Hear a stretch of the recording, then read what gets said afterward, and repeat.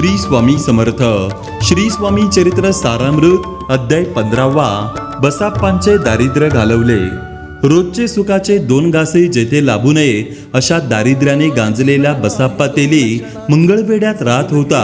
एकदा जंगलात टोकदार काट्यावर आनंदात पहुडलेल्या श्रींना पाहून तो अचंबित झाला.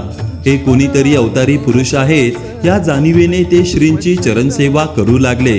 बसाप्पाचा शुद्ध भाव आणि डोळस भक्ती पाहून श्रींनी त्याच्या मस्तकावर वरदहस्त ठेवला.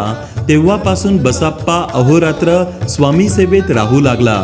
बसाप्पांची ही विचित्र कृती पाहून पत्नी व गावकरी त्यास वेड लागले असे म्हणू लागले, पण बसाप्पाने स्वामी सेवा सोडली नाही.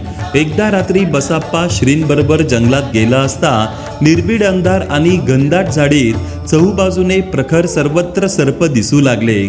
बसाप्पा हे दृश्य पाहून घाबरला. तेवढ्यात स्वामी म्हणाले, भिवू नकोस, उचल ते सर्प, आज तुझे भाग्य उजळले आहे.